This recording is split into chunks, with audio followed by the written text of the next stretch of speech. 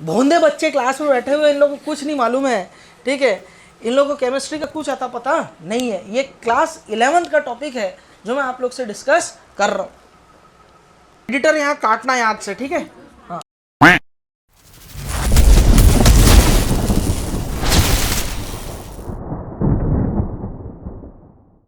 हुआ करो, ठीक है। तो हमने सबसे पहले क्या देख लिया था बेटा कल की क्लास में? हेलोजिनेशन तक देख लिया था, बोलो देख लिए थे, ठीक है। फिर उसके बाद होगा, आ रहा हूं मैं,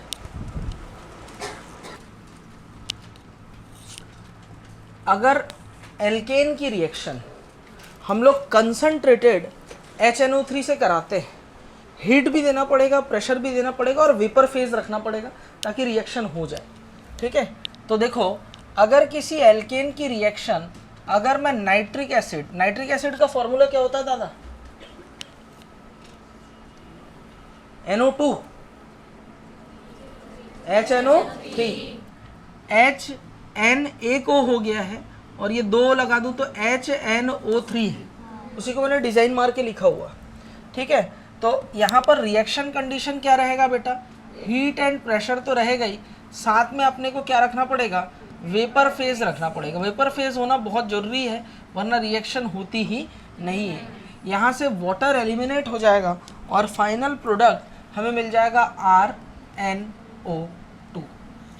समझ में आया सभी को? ठीक है।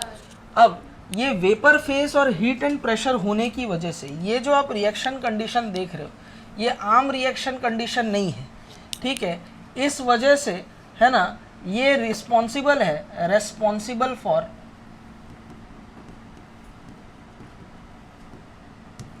ठीक है, carbon carbon bond breakdown. Carbon carbon का जो बॉन्ड है उसको भी ब्रेक कर देता है।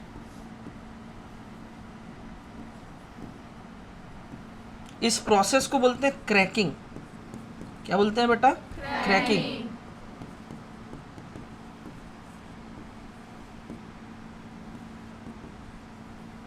एल्केन को छोटे छोटे टुकड़ों में तोड़ना, उसको क्रैकिंग बोलते हैं। हो क्या रहा है, समझ में आया ना? हम लोग कार्बन कार्बन के बीच का बॉन्ड भी तोड़ रहे हैं। इस रिएक्शन में क्या होता है, हीट प्रेशर और वेपर फेज होने की वजह से कार्बन हाइड्रोजन बॉन्ड तो टूटेगा, वो तो हर सब में हो रहा है। कार्बन हाइड्रोजन के बीच का बॉन्ड तो टूटता ही था, वो तो यूजुअली टूट ही रहा था। लेकिन अब क्या हो रहा है बेटा, कार्बन हाइड्रोजन के साथ साथ में कार्बन कार्बन बॉन्ड का भी ब्रेकडाउन हो रहा है। तो कार्बन कार्बन बॉन्ड का ब्रेकडाउन होने की वजह से क्रैकिंग ऑफ एल्केन हो रहा है। इस वजह से सारे पॉसिबल नाइट्रो एल्केन बनते हैं, ठीक है। इस वजह से क्या होता है, फॉर्मेशन ऑफ, लिखते जाओ फटाफट, formation of all possible nitro alkanes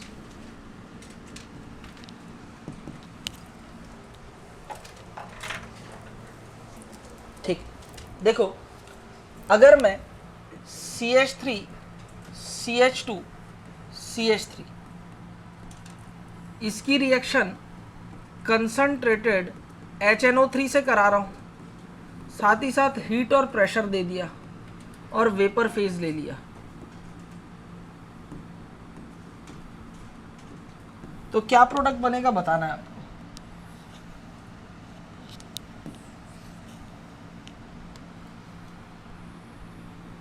देखो, सबसे पहले तो कार्बन हाइड्रोजन बॉन्ड तो ब्रेक होगा। इस क्वेश्चन को सॉल्व करते हैं, क्या क्या बनने वाला है। देखो, अगर मैं इस एल्केन को सिंप्लीफाई करके लिखूं, जो जो बॉन्ड टूट सकते हैं, एक तो कार्बन है ना, और ये हाइड्रोजन है, कार्बन हाइड्रोजन के बीच का बॉन्ड टूटेगा। दूसरा, इस कार्बन कार्बन के बीच का बॉन्ड टूटेगा। तीसरा, ये कार्बन और ये हाइड्रोजन का बॉन्ड टूटेगा। अरे टूटेगा ना, ठीक है। और इसको मैं लिख देता हूँ CH और ये हो जाएगा CH3। अच्छा, ये टूटे या ये टूटे एक ही मतलब है, दो और एक ही बनेगा, ठीक है। अच्छा, ये वाला हाइड्रोजन बॉन्ड टूटे, ये वाला हाइड्रोजन बॉन्ड टूटे, एक ही बात है, ठीक है। अगर मैं यहाँ कार्बन हाइड्रोजन बॉन्ड ब्रेक कर दूँ, कौन सा बॉन्ड ब्रेक करूँ? कार्बन हाइड्रोजन बॉन्ड, तो क्या क्या बनेगा? कार्बन हाइड्रोजन बॉन्ड अगर ब्रेक होगा तो हमारे पास में दो नाइट्रो एल्केन बन सकता है, एक CH2, ठीक है, 1 2 3, 1 2 3, ये 2 कर देता हूँ, 1 2 3 4, हाँ CH2, ये हो जाएगा NO2, ये होगा CH2, ये होगा CH3, ठीक है। दूसरा क्या हो सकता है, CH3, ये होगा CH, ये हो जाएगा CH3, ये हो जाएगा NO2, बोलो होगा? पक्का यहाँ तक होगा कि नहीं होगा बताओ? ठीक है, चलिए अगर मैं ऐसा करूँ कि कार्बन कार्बन बॉन्ड को ब्रेक करूँ, अगर क्रैकिंग हो जाए, क्या हो जाए बेटा? क्रैकिंग। तो क्रैकिंग अगर होगा तो क्या होगा, फटाफट देखना। अगर क्रैकिंग होता है तो या तो ये टूटेगा या तो ये टूटेगा, कोई भी टूटो मत तोड़ो मतलब एक ही होगा फिलहाल इस पर्टिकुलर मॉलिक्यूल में। तो अगर कोई भी एक बॉन्ड टूटा तो CH3NO2 बनेगा और दूसरा बनेगा CH3CH2NO2। तो टोटल जितने पॉसिबल नाइट्रो एल्केन होते हैं सब बन जाते हैं। क्लियर है? छाप दो। सल्फोनेशन, क्या देख रहे हैं? सल्फोनेशन।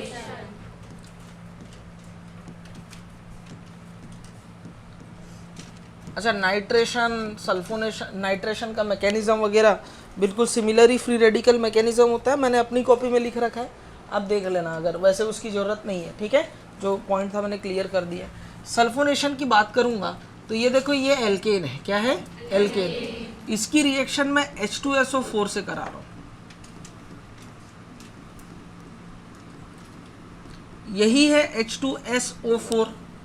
और H2SO4 कैसा है बेटा? कंसंट्रेटेड। क्या है? कंसंट्रेटेड। H2SO4 कैसा है?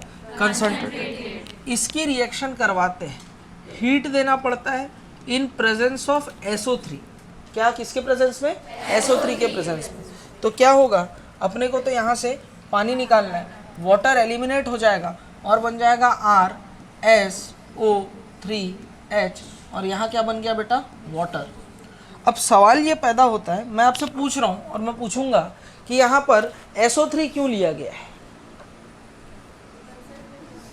कंसंट्रेट करने के लिए, और कुछ बोलो। देखो, ये जो SO3 इसलिए लिया गया है, ये इस H2O से रिएक्ट करता है। किससे करता है? H2O से रिएक्ट करता है, और रिएक्ट करके वापस से H2SO4 रीफॉर्म करता है। Reform H2SO4 for better feasibility of reaction. इससे रिएक्शन की फिजिबिलिटी बढ़ जाती है, रिएक्शन में अच्छा प्रोडक्ट का यील्ड मिलने लगता है, और अच्छा मतलब RSO3H का फॉर्मेशन होने लग जाता है, इसलिए SO3 मिलाया जाता है। SO3 न मिलाऊं तो भी रिएक्शन हो जाएगी, लेकिन उतना अच्छे से रिएक्शन होकर के अच्छी क्वांटिटी में प्रोडक्ट नहीं मिलेगा। क्या मैं जो बात बोला वो चीज़ समझ में आया? तो SO3 क्यों मिलाते हैं, ये वाला पॉइंट सभी को क्लियर हुआ क्या? ठीक है, क्योंकि ये वाटर से बने हुए रिएक्शन के दौरान वाटर से रिएक्शन करके वापस से क्या फॉर्म कर लेता है बेटा? H2SO4 फॉर्म कर लेता है। सिमरन मुंह मत फाड़। अच्छा, लेकिन सल्फोनेशन के साथ एक दिक्कत क्या है पता है? सल्फोनेशन ना सिर्फ हायर एल्केन में पॉसिबल है, ऐसे एल्केन जिनमें 6 कार्बन हो या 6 कार्बन से ज़्यादा हो, वहीं पर ही सल्फोनेशन हो सकता है। सर 6 कार्बन से कम वाले नहीं कर सकते क्या? लोअर एल्केन नहीं कर सकते क्या? लोअर एल्केन करेगा, लेकिन वो वाला एल्केन जिसके पास कम से कम एक 3 डिग्री हाइड्रोजन प्रेजेंट हो। मैंने क्या बोला, वापस से लिखा देता हूं। The reaction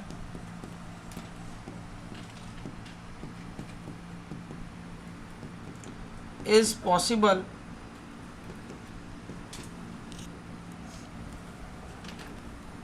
for higher alkane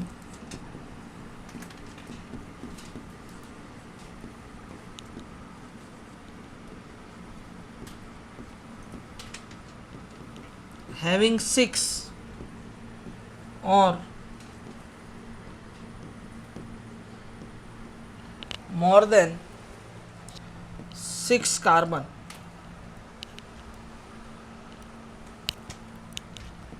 atoms. ठीक है, कम से कम कितना होना चाहिए?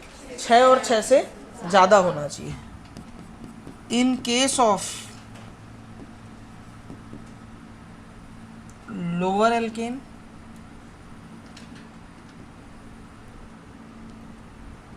it is possible only it is possible only in those which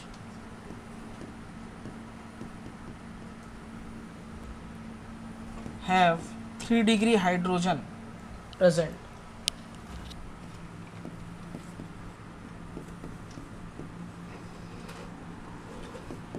तो ये रिएक्शन कहाँ पॉसिबल है?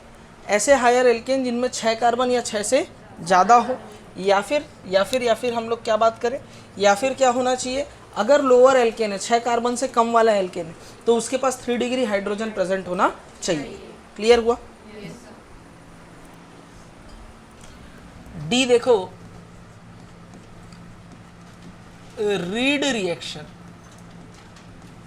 क्या बेटा? रीड रिएक्शन नेमिंग रिएक्शन है। वैसे नेमिंग रिएक्शन में सबसे लेस इंपॉर्टेंट रिएक्शन है। ठीक, देखो क्या होगा, एल्केन की रिएक्शन हम लोग SO2 से करा रहे हैं इन प्रेजेंस ऑफ Cl2। किसके प्रेजेंस में? क्लोरीन गैस के प्रेजेंस में। और साथ ही साथ आप सनलाइट ले लोगे, शांति से आके बैठ जाना, मैं डिस्टर्ब नहीं होना चाहिए। RSO2Cl बन जाता है एज प्रोडक्ट। देखो यहाँ तक तो फ्री रेडिकल सब्स्टिट्यूशन रिएक्शन हमारा खत्म होता है। फ्री रेडिकल सब्स्टिट्यूशन में हमने क्या क्या पढ़ रखा बताओ? सबसे पहले एल्केन की रिएक्शन में हमने देखा हेलोजिनेशन, दूसरा नाइट्रेशन, तीसरा सल्फोनेशन, चौथा रीड रिएक्शन। चारों रिएक्शन हो गए, कोई दिक्कत? अब कुछ नेमिंग रिएक्शन ऐसे हैं जहाँ पर फ्री रेडिकल मैकेनिज्म भी होता है और साथ ही साथ इसके आयनिक मैकेनिज्म को भी प्रपोज किया गया है। तो उन रिएक्शन जो इनसे सिमिलर है, एल्केन के नहीं है लेकिन उनसे सिमिलर है, अदर फ्री रेडिकल मैकेनिज्म है, उनको हम लोग अभी देखने जा रहे हैं। बोलो समझ में आ रहा है ना? अपन कैसे कैटेगराइज कर रहे हैं वो चीज ध्यान रखना। अदर एग्जांपल्स ऑफ FSR,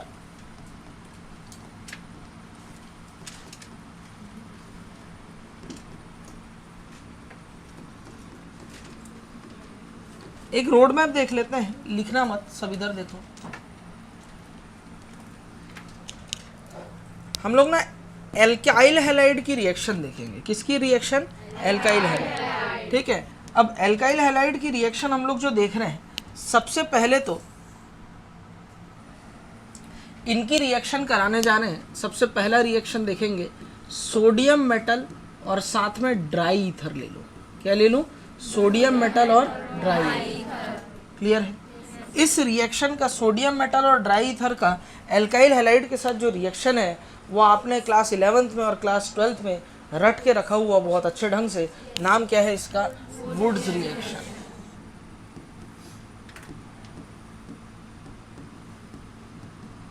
बोलो समझ में आ रहा?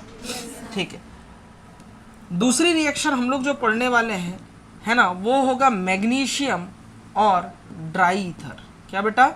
मैग्नीशियम और ड्राई ईथर। तीसरा हम लोग लेंगे जिंक और साथ ही साथ क्या लेंगे बेटा? Dry ether. जिंक और ड्राई ईथर। और चौथा हम लोग देखेंगे, सबसे पहले हम लोग लेंगे लिथियम और ड्राई ईथर, और दूसरा रिएजेंट हम लोग ले लेंगे कॉपर आयोडाइड। कौन सा ले लेंगे? Copper iodide. पहले लिथियम मेटल,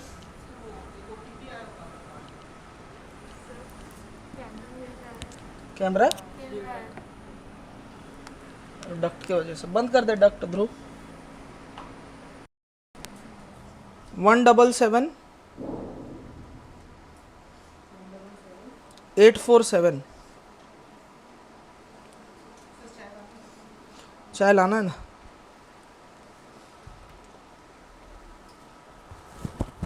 ठीक है, चलो रिएक्शन के कुछ स्पेसिफिक नाम हैं, उनके नाम देख लेते हैं। ये जो जिंक और ड्राई ईथर वाली जो रिएक्शन है, इसको क्या बोलते हैं? कोई बता सकता है क्या? किसी को मालूम है? हाँ, फ्रैंकलैंड। कॉपी देख ली? हाँ ठीक है, बंद कर दे कॉपी पुरानी वाली। ठीक है, अभी और पूछूंगा ना, मौका मिलेगा बताने का मंकी। हाँ हाँ, नहीं बस यही याद था। हाँ, फ्रैंकलैंड्स रिएक्शन। कौन सा बेटा? Frankland reaction. इसका क्या नाम है? ये नहीं देख पाई होगी ना, देख ले कॉपी में। कोरेहाउस सिंथेसिस। क्या नाम है इसका? कोरेहाउस सिंथेसिस। ठीक है, बात नहीं कर रहे, ठीक। यहाँ पर इनके क्या बनेंगे बेटा, इनसे रिएक्शन, मेटल से रिएक्शन करके यहाँ पर बनेगा RNA, क्या बनेगा, RNA, R माइनस Na+। यहाँ बनेगा RMgX, बहुत फेमस है ये, RMgX बड़ा फेमस है। और यहाँ बनेगा R2, हाँ ग्रिग्नार्ड रिएजेंट, R2Zn, और यहाँ बनेगा R2CuLi, क्या बनेगा, R2CuLi। ये देखो, ये हमारे पास में, ये हमारे पास इंटरमीडिएट बोल दो या कंपाउंड बोल दो, इनके रिएक्शन के दौरान ये बन रहे। ये सबके सब क्या है बेटा, ऑर्गेनो मेटेलिक कंपाउंड्स, सबके सब क्या है, ऑर्गेनो मेटेलिक कंपाउंड। सिमरन सो मत बेटा, दोबारा देख रहा हूं, इस RMgX का नाम क्या है बेटा, नहीं पता, ग्रिग्नार्ड्स रिएजेंट, क्या बेटा, ग्रिग्नार्ड्स रिएजेंट।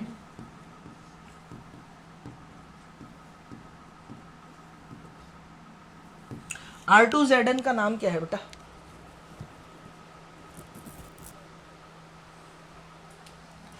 गिलमेंस रिएजेंट, क्या बेटा, गिलमेंस रिएजेंट।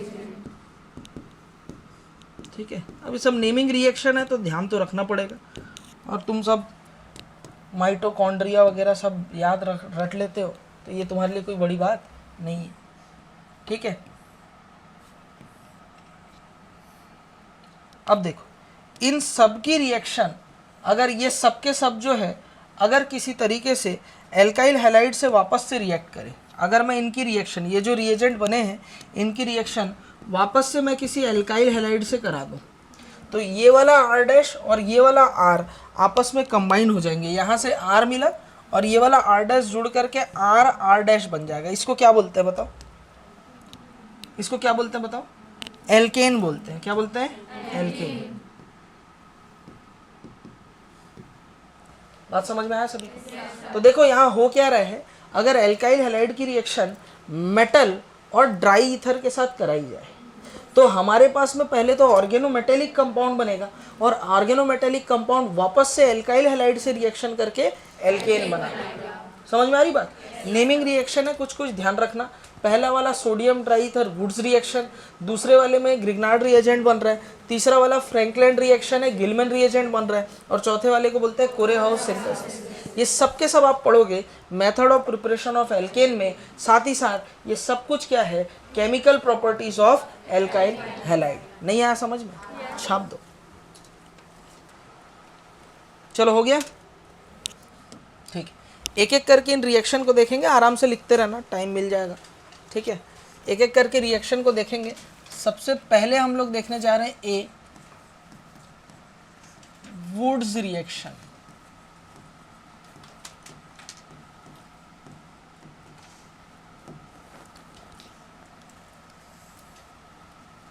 अब वुड्स रिएक्शन में बच्चा पढ़ता क्या है, मैं पहले आपको वो बता देता हूँ, और मैं पढ़ाऊंगा क्या वो आप देख लेना, ठीक है। सबसे पहले सपोज CH3Cl की रिएक्शन सोडियम के प्रेजेंस में, ठीक है, CH3Cl की रिएक्शन कराई जाती है, और ड्राई ईथर लेना है। ड्राई ईथर क्यों लेते हैं, इस पे पूरा पूरा एक लाइन लिखा हुआ रहता है। फिर यहाँ से डब्बा बना करके NaCl बाहर हो जाता है, 2 NaCl बाहर, और क्या जुड़ जाते हैं, CH3 यही पढ़े ना, यही पढ़े, सिर्फ इतना ही पढ़े कि और कुछ भी पढ़े, बताओ और कुछ? ठीक है, चलो अभी डिस्कस करते हैं। बहुत सारी बातें, इतना सिंपल नहीं है जितना दिख रहा है। वुड्स रिएक्शन बहुत इंपॉर्टेंट है हमारे सिलेबस के लिए, तो इसको बहुत अच्छे ढंग से प्रिपेयर कर लेना। यहाँ से क्वेश्चन भी आते हैं।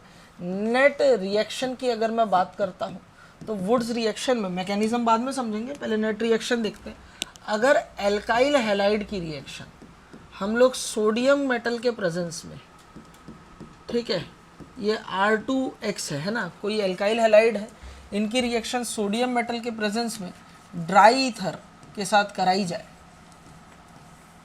तो यहाँ R1 बनेगा, और साथ ही साथ R2 बनेगा, साथ ही साथ क्या बन जाएगा, R1 सभी मिक्स्ड हाइड्रोकार्बन यहाँ पर बनने लग जाते हैं। बोलो बात समझ में आया? हाँ करो, ठीक, लिख लो। साथ ही साथ यहाँ पर NaX भी है, ठीक है। गौर से देखना, यहाँ पर कौन सा मेटल का टुकड़ा है बताओ, सोडियम। तो दो सोडियम मेटल आपस में पहले तो ऑक्साइड, मेटल जो होता है इजीली खुद को ऑक्सीडाइज कर लेता है, ये 2Na+ में बदल जाएगा और साथ ही साथ 2 इलेक्ट्रॉन क्या कर देगा, रिमूव कर देगा। ये रिमूव हुआ 2 इलेक्ट्रॉन, अगले स्टेप में हमारे किसी भी एक एल्काइल हैलाइड के पास आ सकता है। सपोज वो एल्काइल हैलाइड है CH3X, कौन है बेटा, CH3X। सपोज फॉर एग्जांपल ये इलेक्ट्रॉन का जो टुकड़ा है, एक इलेक्ट्रॉन इस कार्बन के पास आया और इसने ये वाले बॉन्ड को ब्रेक करके इस चक्कर में X- को हटा दिया। सोचा मेरे को दोनों इलेक्ट्रॉन मिल जाएंगे तो मैं CH3- हो जाऊंगा। 2 इलेक्ट्रॉन मिलने पे CH3- होता है, तो एक इलेक्ट्रॉन होने पे ना माइनस बन पाया ना ही पॉजिटिव चार्ज बन गया, बीच में लटका रह जाएगा, CH3 फ्री रेडिकल हो जाएगा। CH3 क्या हो जाएगा, फ्री रेडिकल।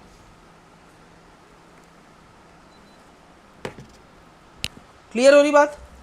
तो यहाँ क्या बन जाएगा बताओ, CH3 फ्री रेडिकल और साथ ही साथ क्या बन जाएगा, X-। बोलो बनेगा, हाँ करो सब, ठीक है।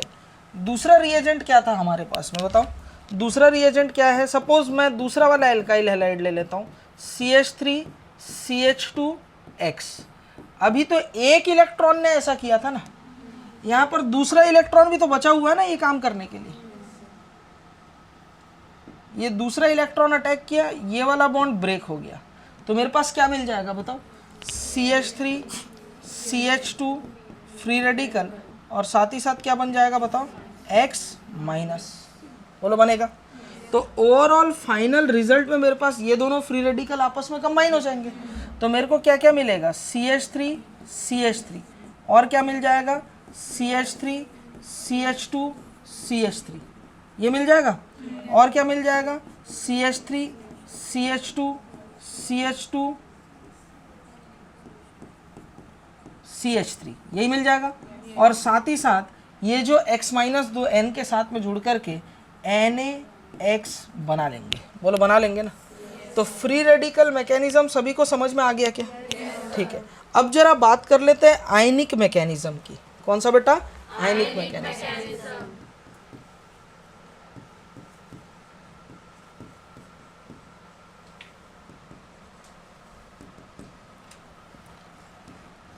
सोडियम मेटल का टुकड़ा सबसे पहले तो ऑक्सीडाइज होगा, Na+ में बदलेगा और 2 इलेक्ट्रॉन रिमूव हो जाएगा। बोलो निकलेगा, ठीक है। अब ये किसी भी एल्काइल हैलाइड के पास आएगा अटैक करने। मैं इन जनरल कर देता हूँ, मैं R बोल देता हूँ, ठीक है। आयनिक मैकेनिज्म को होगा वही सब। ये 2 के 2 इलेक्ट्रॉन इसको मिलकर के बॉन्ड फॉर्म कर लेंगे और ये वाला बॉन्ड साइमल्टेनियसली ब्रेक हो जाएगा। बोलो होगा। तो अब क्या था, पहले एक इलेक्ट्रॉन आ रहा था तो अनपेयर्ड इलेक्ट्रॉन बन रहा था, अब 2 इलेक्ट्रॉन आ रहे हैं तो R- बन जाएगा और अलग होकर के यहाँ बन जाएगा R- और X-। बोलो बन जाएगा। ये R- इस Na के साथ जुड़ेगा और ऑर्गेनो मेटेलिक कंपाउंड बना लेगा, RNA बना लेगा। क्या बना लेगा, RNA। अब ये जो बना हुआ RNA है, इस RNA की रिएक्शन अगर मैं दूसरे वाले एल्काइल हैलाइड से करा दूं तो RNA में क्या होता है, ये पार्शियल नेगेटिव चार्ज है, partial positive charge, partial positive charge है, पार्शियल नेगेटिव चार्ज, यही है ना। ये वाला बॉन्ड क्या होगा, ब्रेक, ये बॉन्ड क्या होगा, फॉर्म, और साइमल्टेनियसली ये वाला बॉन्ड क्या हो जाएगा, ब्रेक। यानी यहाँ से Na+ अलग हुआ, यहाँ से X- अलग हुआ और यहाँ पर जुड़ करके क्या बन गया, NaX अलग हो गया। यहाँ से Na+ अलग हुआ, यहाँ से X- अलग हो गया, NaX अलग हो गया और हमारे पास क्या जुड़ गई R से R। बोलो बात क्लियर है ना। यानी कि हमारे पास में एल्केन एज फाइनल प्रोडक्ट मिल गया। तो आयनिक मैकेनिज्म भी सबको समझ में आ गया ना। अगर मैं यहाँ 2 अलग अलग एल्किल ग्रुप लेता तो कॉम्बिनेशन किसका किसका होता, ये कॉम्बिनेशन होता R1 R1 R1 R2 R2 R2, कुछ भी कॉम्बिनेशन हो सकता है। ये जो RNA आप देख रहे हो इसी को ही कहा जाता है ऑर्गेनो मेटेलिक कंपाउंड, यानी इसके पास ऑर्गेनिक पार्ट भी है, मेटेलिक पार्ट भी है। बोलो बात समझ में आ रहा है, ठीक है। इसी के वजह से ये रिएक्शन हो पाई। अच्छा, इस रिएक्शन का सिर्फ पर्टिकुलर इस स्टेप का कोई मैकेनिज्म बता सकता है क्या, ये आयनिक मैकेनिज्म में फ्री रेडिकल बोल रही, नालायक कहीं के फ्री रेडिकल बना ही नहीं है। अटैकिंग स्पीशीज अगर आयन हो जाए तो हमारे पास में सारा मैकेनिज्म आयनिक होता है। अटैकिंग स्पीशीज अगर फ्री रेडिकल हो जाए तो हमारे पास मैकेनिज्म फ्री रेडिकल होता है। यहाँ दोनों मैकेनिज्म प्रपोज किया गया है, मैंने दोनों आपको समझा दिया। देखो ऑर्गेनोमेटेलिक कंपाउंड है, ऑर्गेनोमेटेलिक कंपाउंड की खास बात यह है कि मेटल प्लस रख लेता है और जो एल्किल पार्ट है उसमें नेगेटिव दे देता है। आर प्लस बहुत आसानी से बन जाता है, आर माइनस बनना आपने बहुत मुश्किल से देखा है, उसको बनाने के लिए ऑर्गेनोमेटेलिक कंपाउंड बनाना पड़ेगा। ये आर माइनस जो है इस एल्किल ग्रुप पे अटैक किया और एक्स माइनस को अलग किया।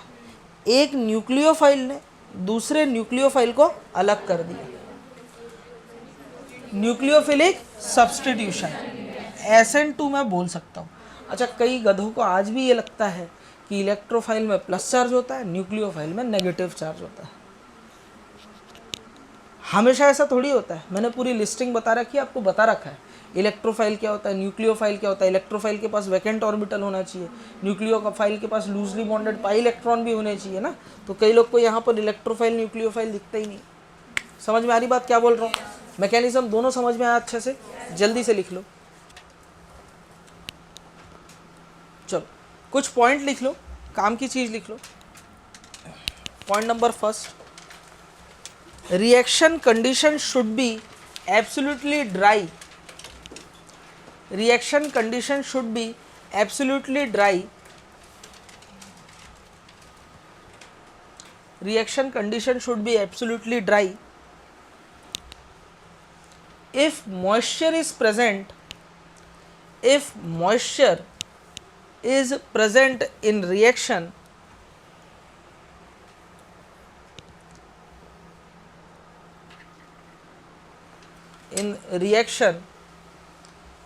then sodium reacts with H2O,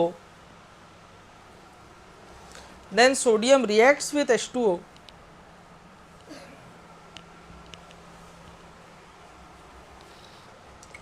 to form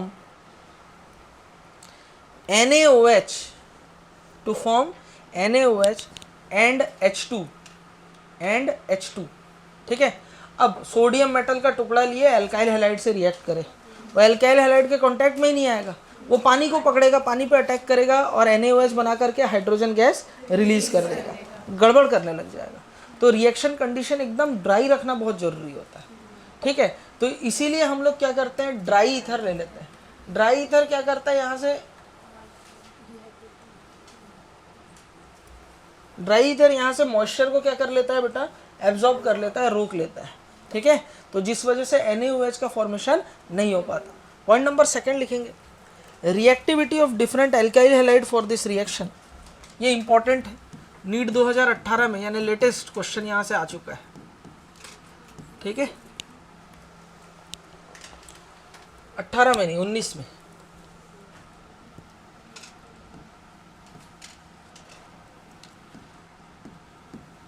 reactivity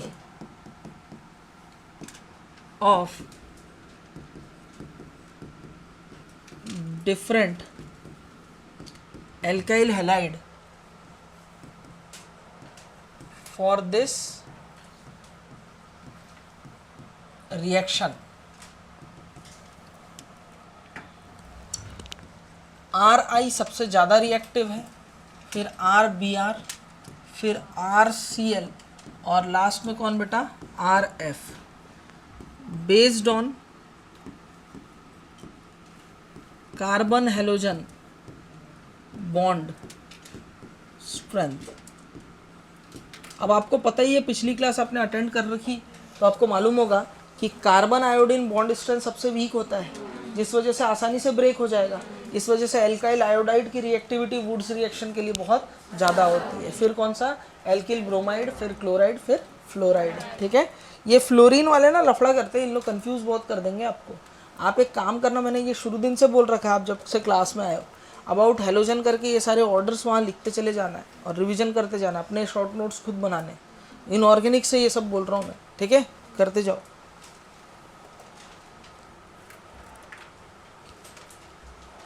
अगला पॉइंट लिखेंगे, the reaction is not a suitable method, the reaction is not a suitable method suitable method to prepare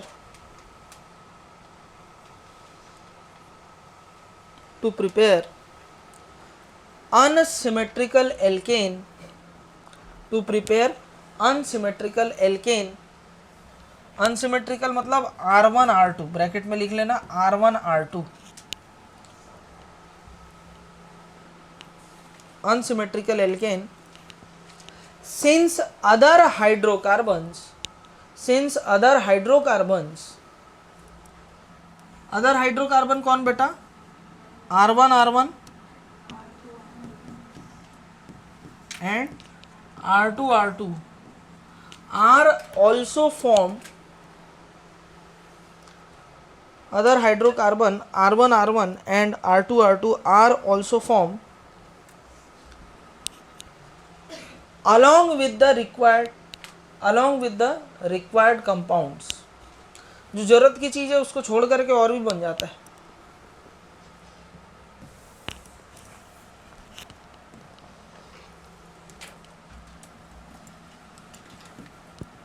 अब हम लोग देखने जा रहे हैं टाइप्स ऑफ वुड्स रिएक्शन.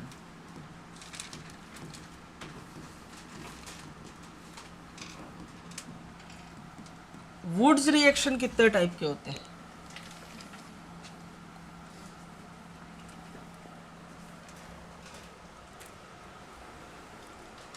दवाई खा ली दवा सही में चालू हो गया ना?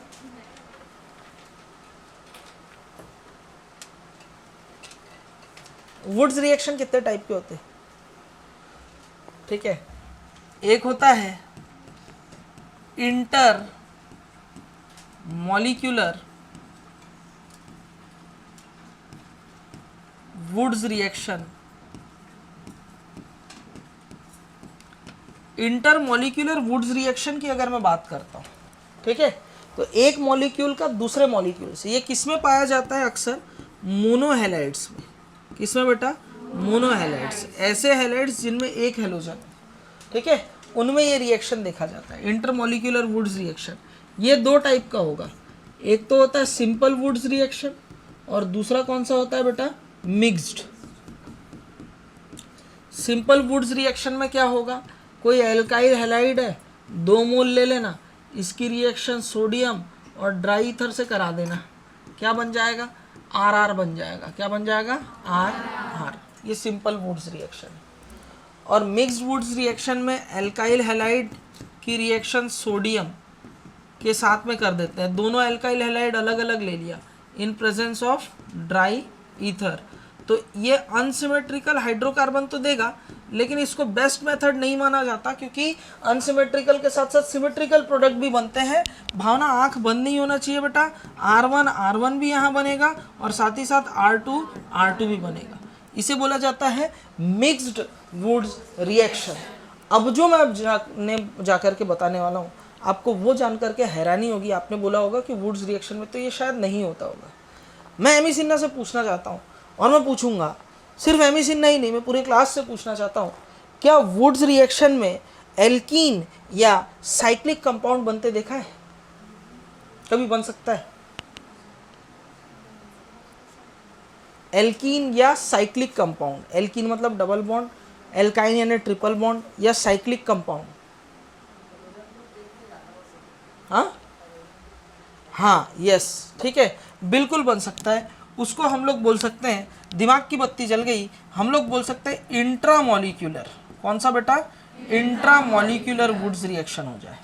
इंट्रामॉलिक्यूलर वुड्स रिएक्शन हो जाए. इंट्रामॉलिक्यूलर वुड्स रिएक्शन बोलने का मतलब क्या है? यहां पर हम लोग डायहैलाइड लेंगे. क्या लेंगे बेटा? डायहैलाइड्स. डायहैलाइड लोगे तो उस कंडीशन में जो प्रोडक्ट बनेगा, ठीक है, वो अनसैचुरेटेड हाइड्रोकार्बन या साइक्लिक हाइड्रोकार्बन बनेगा. समझ में आ रही बात? लिख लो. हो गया? ये तो रिएक्शन के मेन प्रोडक्ट की बात हुई। साहू जी किसकी बात हुई? मेन प्रोडक्ट की। अब रिएक्शन में ना कुछ साइड प्रोडक्ट भी बनते हैं, ज़रा उन पे हम लोग बात कर लेते हैं। Side product of the reaction,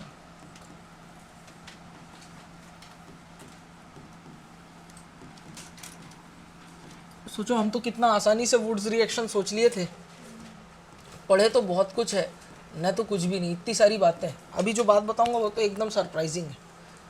side product जो होगा वो बनाने के लिए दो चीज़ें होती है, दो प्रोसेस होते हैं, दो फिनोमिना होता है, दो चीज़ें यहाँ हो सकती हैं। एक होता है रेडिकल कॉम्बिनेशन। क्या होता है? Radical combination. तो शुभी पांडे बताएगी, शुभी पांडे कि नेक्स्ट कौन सा होगा, दूसरा फिनोमिना क्या होगा? राहुल बताएगा। आयनिक कॉम्बिनेशन, एक रेडिकल है तो दूसरा आयनिक होगा, क्योंकि इससे पहले मैकेनिज्म भी तो दो पढ़े थे, एक रेडिकल और दूसरा आयनिक। राहुल दिमाग लगा दिया राहुल, ठीक है। रेडिकल डिसप्रपोर्शनेशन होता है। क्या होता है? Radical disproportionation. बोलो बात समझ में आ रहा है? दो प्रोसेस होगा, एक होगा रेडिकल कॉम्बिनेशन तो दूसरा होगा रेडिकल डिसप्रपोर्शनेशन। कोई बच्चा मुझे बता सकता है क्या दोनों में होता क्या है? भोंदे बच्चे क्लास में बैठे हुए, इन लोगों को कुछ नहीं मालूम है, ठीक है। इन लोगों को केमिस्ट्री का कुछ आता पता नहीं है। ये क्लास 11th का टॉपिक है जो मैं आप लोग से डिस्कस कर रहा हूँ। क्लास 11th में हमने ये पढ़ा था, याद होगा अगर शायद तुम लोगों को। तेरे को याद है? तेरे को तो 12th के बाद पढ़ाया हो। हाँ, रेडिकल कॉम्बिनेशन। रेडिकल कॉम्बिनेशन में होता क्या है, जैसे गौर से देखना, हमारे पास एक रेडिकल है CH3CH2X था, बोलो था? CH3CH2X था ना। सबसे पहले क्या होगा, ये वाला बॉन्ड टूटेगा, और ये एक इलेक्ट्रॉन थे, ये एक इलेक्ट्रॉन, ये इधर जाएगा, ये इधर आएगा, तो जिस वजह से यहाँ क्या बन जाएगा, CH3CH2 फ्री रेडिकल, और यहाँ हो जाएगा हेलोजन फ्री रेडिकल। बोलो यही हो जाएगा? yes, अब क्या होगा, ये जो CH3CH2 फ्री रेडिकल है ना, ये जो बना हुआ CH3CH2 फ्री रेडिकल है, एक फ्री रेडिकल दूसरे फ्री रेडिकल से कंबाइन होने लगेगा। समझ रहे हो बात को? एक फ्री रेडिकल दूसरे फ्री रेडिकल से कंबाइन होगा, सिंपली कंबाइन हो जाएगा, तो हमारे पास साइड प्रोडक्ट मिलेगा CH3CH2CH2CH3। यही होगा। एक रेडिकल डिसप्रपोर्शनेशन में क्या होगा कि एक CH, इसको ऐसे लिख दूं मैं अगर, ठीक है, C ये हो गया H और ये हो गया CH2, ये हो गया फ्री रेडिकल और ये हो गया CH2। ये हाइड्रोजन मैंने अलग से लिख दिया, इधर साइड में लिख देता हूँ, देखो। और ये हमारे पास में हाइड्रोजन है। क्या है बेटा? हाइड्रोजन। और यहाँ पर CH2 पे फ्री रेडिकल है, बोलो है? फ्री रेडिकल वाले के बगल वाला कार्बन कौन सा होगा बताओ? अल्फा कार्बन होगा, और ये जो हाइड्रोजन होंगे अल्फा हाइड्रोजन होंगे। अब होगा क्या, ये जो इलेक्ट्रॉन है, ये वाला बॉन्ड क्या होगा, गौर से देखना, यहाँ पर होने वाला है ये वाला बॉन्ड ब्रेक, ये इलेक्ट्रॉन मिलकर के यहाँ डबल बॉन्ड फॉर्म कर लेंगे, और ये इलेक्ट्रॉन मिलकर के यहाँ सिंगल बॉन्ड फॉर्म कर लेंगे। एक मॉलिक्यूल से हाइड्रोजन चले जा रहा है तो उस मॉलिक्यूल का लगता है वहाँ पर क्या हो रहा है, ऑक्सीडेशन हो रहा है। एक मॉलिक्यूल में यूँ हाइड्रोजन ना आया करो, रिडक्शन हो जाएगी। यहाँ पर क्या हो जाता है बेटा, रिडक्शन हो जाएगा। रिडक्शन कैसे हो रहा है समझ में आ रहा ना, हाइड्रोजन का जुड़ना रिडक्शन और हाइड्रोजन का निकलना ऑक्सीडेशन। किसका रिडक्शन किसका ऑक्सीडेशन? हाइड्रोजन का ऑक्सीडेशन, हाइड्रोजन का रिडक्शन। इसको मैं इधर से ऐसे घुसा दूंगा, आर पार निकल जाएगा ये, इधर मेड्यूला ऑब्लांगाटा चीरते हुए, लेकिन फोर ब्रेन मिलेगा ही नहीं क्योंकि है ही नहीं। ठीक है, चल इधर बता जल्दी, किसका ऑक्सीडेशन किसका रिडक्शन? CH3CH2 फ्री रेडिकल है ना, कार्बन फ्री रेडिकल का ही ऑक्सीडेशन हो रहा है और कार्बन फ्री रेडिकल का ही क्या हो रहा है, रिडक्शन हो रहा है। ध्यान देते नहीं है क्लास में बच्चे।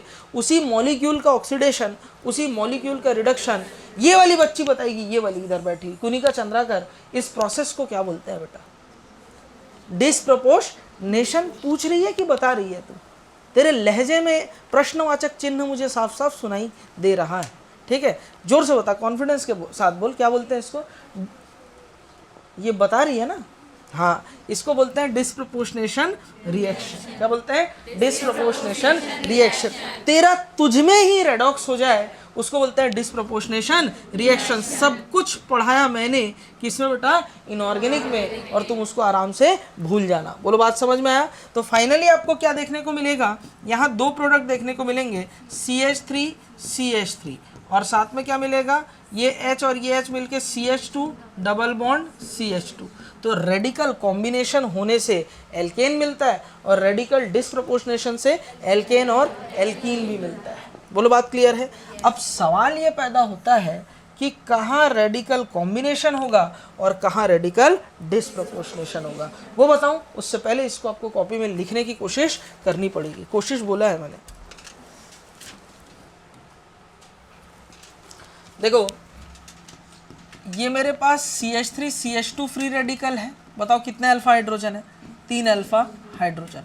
बोलो है? ठीक है। फिर मैंने लिखा 2 डिग्री वाला CH3 CH फ्री रेडिकल, इसके पास कितने अल्फा हाइड्रोजन है? बताओ। 6 अल्फा हाइड्रोजन है। बोलो है ना? सच बताओ ना, देख के बताओ, मुंह खोल के पढ़ो, यहाँ पे चुपचाप मत बैठे रहो। CH3 कार्बन CH3, और ये क्या हो गया बेटा? CH3 free radical. बताओ कितने अल्फा हाइड्रोजन है? 9 अल्फा हाइड्रोजन है। बताओ अल्फा हाइड्रोजन की ज़रूरत किस में होती है? रेडिकल डिस्प्रपोर्शनेशन के लिए और रेडिकल कॉम्बिनेशन के लिए। अब यहाँ से यहाँ जा रहा हूँ, हिंड्रेंस बढ़ता जा रहा है, साइज बढ़ते जा रहा है अल्काइल ग्रुप का, तो स्टेरिक हिंड्रेंस बढ़ रहा है, स्टेरिक रिपल्शन बढ़ रहा है। स्टेरिक रिपल्शन बढ़ेगा तो कंबाइन हो पाएंगे क्या? नहीं, दूर छिटक जाएंगे। कंबाइन होने आ रहे, स्टेरिक रिपल्शन है, दूर दूर चले गए, और दूर चले गए तो उनके पास रास्ता क्या बचा है? अल्फा हाइड्रोजन है, तो वो लोग आपस में क्या करने लग जाते हैं? डिस्प्रपोर्शनेशन रिएक्शन करने लग जाते हैं। बोलो समझ में आया? तो अगर यहाँ से यहाँ की तरफ जाऊँगा तो क्या हो रहा है बेटा? एक तो स्टेरिक रिपल्शन बढ़ रहा है, तो रेडिकल कॉम्बिनेशन क्या होगा? कम हो जाएगा। दूसरा, अल्फा हाइड्रोजन इंक्रीज हो रहा है, तो रेडिकल डिस्प्रपोर्शनेशन क्या हो जाएगा? बढ़ जाएगा। ऐसा देखा गया है कि मोस्टली, कॉमनली, जनरली, मेनली इन दोनों में क्या होता है? 1 डिग्री और 2 डिग्री में मेनली क्या होता है बेटा? Radical combination. और सिर्फ 3 डिग्री वाले में अगर आपसे पूछा जाए तो यहाँ पर आप करोगे रेडिकल डिस्प्रपोर्शनेशन। बोलो बात समझ में आ रहा है? ठीक लो भाई साहब, ये कुछ ज़्यादा तो नहीं हो गया? नहीं, बिल्कुल नहीं हुआ। क्वेश्चन यहाँ से आता है, ठीक है? इंपॉर्टेंट रिएक्शन है ये।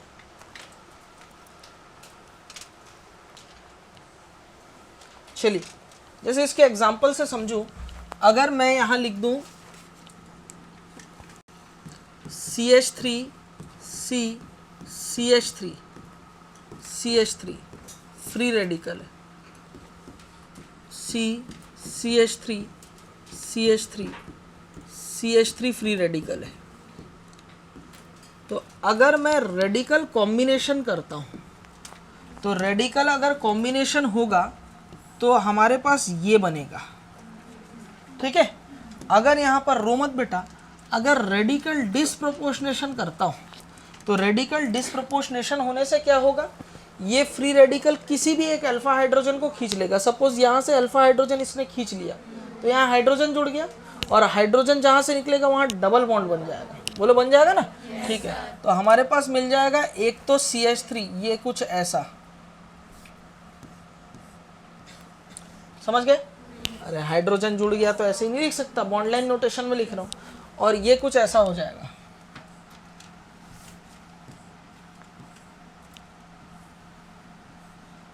होगा ना?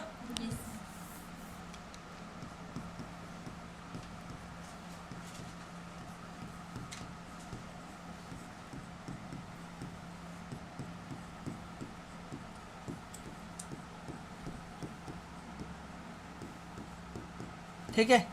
अब मुझे बताओ कौन से प्रोडक्ट मेजर होंगे, कौन से माइनर होंगे? 3 डिग्री है तो रेडिकल कॉम्बिनेशन यहाँ पर नहीं होता है, तो ये वाला क्या होगा? माइनर प्रोडक्ट होगा या बनेगा ही नहीं, और ये हमारे पास मेन प्रोडक्ट होंगे। समझ रहे हो बात को? लिख लो, मेन प्रोडक्ट बोल दो या मैक्सिमम इन अमाउंट।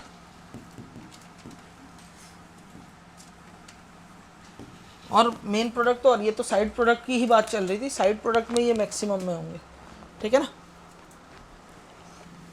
पर बेकार भी तो होता है। और अगर दूध चाय बन रही है तो चाय पत्ती ज़्यादा, अदरक ज़्यादा, और उसको बहुत देर तक उबालो, एकदम कड़क कर दो।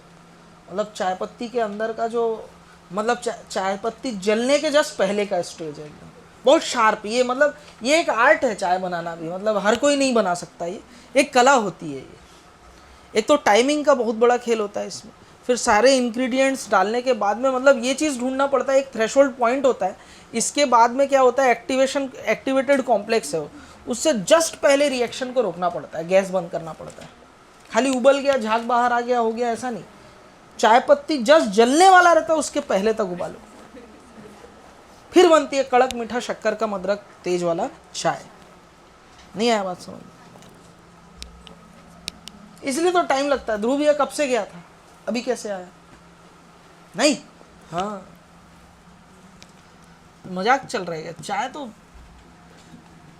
सबसे अच्छी चाय मैं आज तक पिया हूँ तो इंदौर में, वहाँ चाय में कहीं डिसअपॉइंट नहीं हुआ, किसी भी ढाबे में, रेस्टोरेंट में, कहीं पे भी चाय। लेकिन हरी मिर्च तो अलग से, नॉर्मल तीखा भी बोलोगे तो वो लोग, चल नॉर्मल तीखा खाना है ना, चल 2 मुट्ठी हरी मिर्च कटी। स्पाइसी बनाना हो, फट स्वाहा करके पूरा डाल देते मिर्ची में। हरी मिर्च तो भयंकर। साहू जी,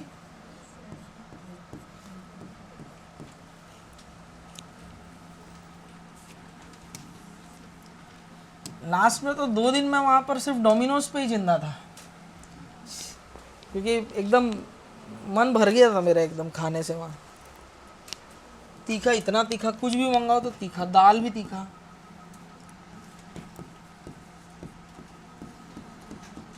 मैं सोच रहा हूँ तुम लोग को ना कल परसों मूवी लेके जाऊँ, आर्टिकल 370, लेकिन फिर एग्ज़ाम है ना तो नहीं ले जाऊँगा। लेकिन एग्ज़ाम हो जाए ना, फिर डेडपूल वाले टाइम पे जो जो लोग रहेंगे उन लोग बताना, तब चलेंगे अपन, ठीक है? क्लियर है?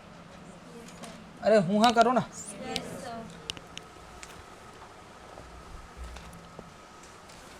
चलो एक बता दूं क्या कोई सा? देखो पहला वाला देख लो, बताओ मोनोहेलाइड है कि डाइहेलाइड है? मोनोहेलाइड। तो इंटरमॉलिक्यूलर होगा, इंट्रामॉलिक्यूलर होगा? इंटरमॉलिक्यूलर होगा, एक मॉलिक्यूल दूसरे से जुड़ेगा। अच्छा, इंटरमॉलिक्यूलर में क्या हो सकता है, अगर 3 डिग्री एल्काइल ग्रुप हो तो रेडिकल कॉम्बिनेशन और डिस्प्रोपोर्शनेशन भी हो सकता था। डिस्प्रोपोर्शनेशन तो यहाँ पे तो 1 डिग्री है, 1 2 3 कार्बन, तो रेडिकल डिस्प्रोपोर्शनेशन तो नहीं होगा, कॉम्बिनेशन होगा। 1 2 3 आपस में जुड़ जाएंगे, R और R जुड़ जाएगा, कितने कार्बन हो जाएंगे? 6। 1 2 3 4 5 6, 1 2 3 4 5, और ये हो गया 6। ये आपस में दोनों जुड़ जाएंगे। अरे जोड़ के देख लो ना, 3 3 6 कार्बन होंगे ना यार, ठीक है? चलो दूसरा वाला देखो, ये R1 है और ये R2 है। बताओ मोनोहेलाइड है डाइहेलाइड है? डाइहेलाइड है, कोहनी मार दूंगा, मोनोहेलाइड है, एक ही क्लोरीन जुड़ा हुआ है, ठीक है? तो मोनोहेलाइड होगा तो यहाँ पर इंटरमॉलिक्यूलर, इंट्रामॉलिक्यूलर? इंटरमॉलिक्यूलर। सिंपल या मिक्स्ड? मिक्स्ड है। क्या है बेटा? मिक्स्ड है। R1 R1, R1 R2, R2 R2। अच्छा, ये कार्बन भी 2 डिग्री है ना, 3 डिग्री होता तो रेडिकल डिस्प्रोपोर्शनेशन कर सकता था। तो सबसे पहले R1 R1 कर लेता हूँ, CH3 twice CH CH CH3 twice, R1 R1, फिर R1 R2 CH3 twice CH CH3, फिर क्या हो जाएगा? R2 R2 CH3 CH3। बोलो होगा? ठीक है। मोनोहेलाइड है डाइहेलाइड है? डाइहेलाइड है। तो फिर क्या होगा बताओ, डाइहैलाइड होने से क्या होता है, हाँ इंट्रामोलिकुलर होता है, और प्रोडक्ट जो बनेगा या तो एल्कीन होगा या अनसैचुरेटेड हाइड्रोकार्बन। यहाँ पर अनपेयर्ड इलेक्ट्रॉन, यहाँ पर अनपेयर्ड इलेक्ट्रॉन, ये आपस में यहाँ डबल बॉन्ड बना लेंगे। अच्छा ये भी वुड्स रिएक्शन ही है ना, हम तो खाली इसी को जान रहे थे, नहीं ये भी वुड्स रिएक्शन है। ठीक है, ये बताओ मोनोहैलाइड डाइहैलाइड, या तो साइक्लिक बनेगा या तो अनसैचुरेटेड बनेगा। तो यहाँ पर फ्री रेडिकल आया, यहाँ फ्री रेडिकल आया, 1 2 3 4 5, ये फ्री रेडिकल आपस में कंबाइन होंगे और 5 मेंबर रिंग बन जाएगा। नहीं आया समझ में? पक्का? छापो। देखो हो गया यहाँ तक। ये क्वेश्चन देखो, मोनोहैलाइड है डाइहैलाइड है, तो क्या होगा, ये बॉन्ड टूटेगा फ्री रेडिकल, ये बॉन्ड टूटेगा फ्री रेडिकल, यहाँ ये कंबाइन हो जाएगा, क्या बन जाएगा, CH3 CH double bond CH CH3।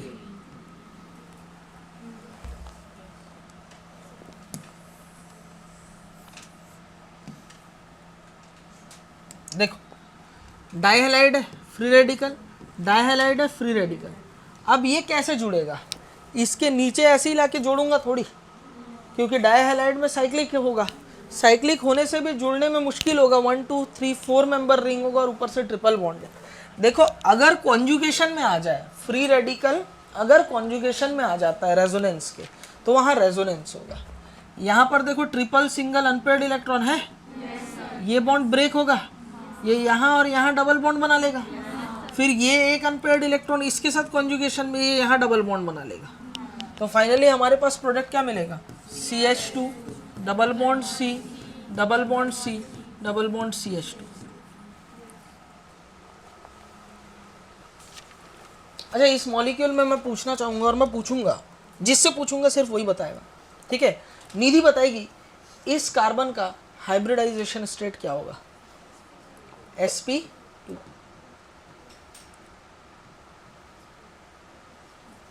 कीर्ति बाला बताएगी इस कार्बन का हाइब्रिडाइजेशन क्या होगा, sp2 होगा। पढ़ाई लिखाई और क्लास में ध्यान होता तो जरूर sp2 बोलने की गलती ये नहीं करती। क्या होता बताओ, sp। मंकी इसका क्या होगा बेटा, sp होगा। शाबाश, वेरी गुड। क्यों? क्योंकि दोनों से डबल बॉन्ड है, और ये एक बार नहीं, मैं शायद लाखों बार क्लास में बता चुका हूँ। ये भी क्या होगा बेटा, sp2 होगा। ठीक, बताओ। देखो Cl हटेगा, फ्री रेडिकल आएगा, लेकिन 3 डिग्री है तो रेडिकल डिसप्रोपोर्शनेशन।